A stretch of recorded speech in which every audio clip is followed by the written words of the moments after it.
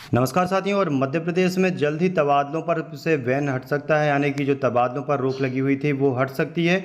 और ये अनुमानित समय जो है वो बताया जा रहा है कि अगस्त के अंतिम सप्ताह में, सितंबर के फर्स्ट वीक में जो है तबादलों से रोक हटेगी। और बहुत ही महत्वपूर्ण जानकारी जो है तबादलों से लेकर के आए, तो चैनल को सब्सक्राइब जरूर कर लें, जिससे इस प्रकार की जानकारी आपको यहाँ पर मिलते रहती है। और जो जानकारी आ रही है वो भोपाल से आ रही है कि मंत्रियों को जिलों के प्रभार के आवंटन के साथ ही प्रदेश में अधिकारी कर्मचारियों के तबादलों का रास्ता साफ हो गया है। अधिकारियों और कर्मचारियों के तबादलों से 15 दिन के लिए बैन हटेगा।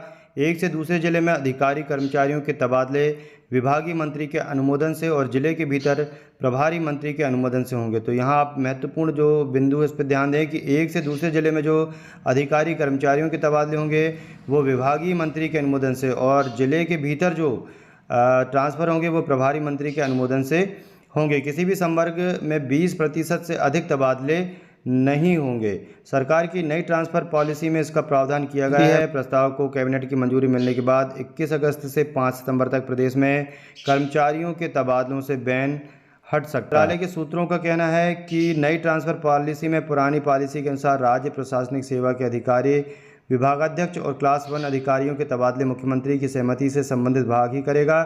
जो अधिकारी जिस जिले में पदस्थ रहा है उसकी वहां पोस्टिंग नहीं होगी। नई ट्रांसफ़र पॉलिसी के प्रस्ताव के अनुसार राज्य प्रशासनिक सेवा के अधिकारियों का ट्रांसफ़र सीएम के अनुमोदन के बाद सामान्य प्रशासन विभाग करेगा। जिले के भीतर कलेक्टर, प्रभारी मंत्री के अनुमोदन से डिप्टी कलेक्टर, संयुक्त कलेक्टर, तहसीलदार और नायब तहसीलदार का तबादला कर सकेंगे। ऐसे ही क्लास 1 और क्लास 2 अधिकारी जिन्हें जिलों में 3 साल पूरे हो गए हैं उनका दूसरे जिलों में ट्रांसफ़र सरकार करेगी। जिले में 3 साल पूरे करने वाले तृतीय श्रेणी कर्मचारियों का भी ट्रांसफ़र किया जा सकेगा। नई ट्रांसफ़र पॉलिसी में ये जो प्रावधान जोड़े गए हैं वो हम देख लेते हैं। जो अधिकारी या कर्मचारी 1 साल या उससे कम समय में रिटायर्ड हो रहे हैं उनका तबादला नहीं होगा। पति पत्नी एक साथ ट्रांसफ़र का आवेदन देते हैं तो उनका ट्रांसफ़र किया जाएगा। जो कर्मचारी 40% या इससे अधिक दिव्यांग कैटेगरी में हैं तो उनका ट्रांसफ़र नहीं होगा। वे चाहे तो खुद ट्रांसफ़र ले सकेंगे। खुद के खर्च पर और म्यूचुअल ट्रांसफ़र के लिए ऑनलाइन या कार्यालय प्रमुख को आवेदन देना होगा।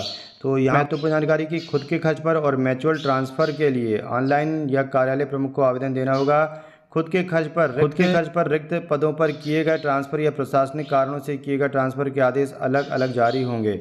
अनुसूचित क्षेत्रों के रिक्त पदों को भरने को प्राथमिकता दी जाएगी। निर्माण और नियामक से जुड़े विभाग, ऐसे कर्मचारी जिन्होंने पिछले साल के टारगेट पूरे नहीं किए उनका प्रशासनिक आधार पर ट्रांसफ़र होगा। व्यवस्था बाकी विभागों में लागू होगी। नई पॉलिसी में यह बिंदु प्रमुखता से शामिल किया गया है कि जिन जिलों में लिंगानुपात कम हो वहाँ महिला अधिकारियों की पोस्टिंग को प्राथमिकता दी जाएगी। जल्द ही जो मध्य प्रदेश के कर्मचारी हैं, शैक्षिक संवर्ग है, सबके ट्रांसफ़र की नीति आएगी और संभवतः अगस्त और सितंबर माह में सभी कर्मचारियों के ट्रांसफ़र पे से बैन हट सकता है। तो और इससे संबंधित जो भी अपडेट होगी, न्यूज़ होगी, आपको यहीं मिलेगी। तो चैनल को सब्सक्राइब जरूर कर लें, वीडियो को लाइक शेयर करना भूलें। धन्यवाद।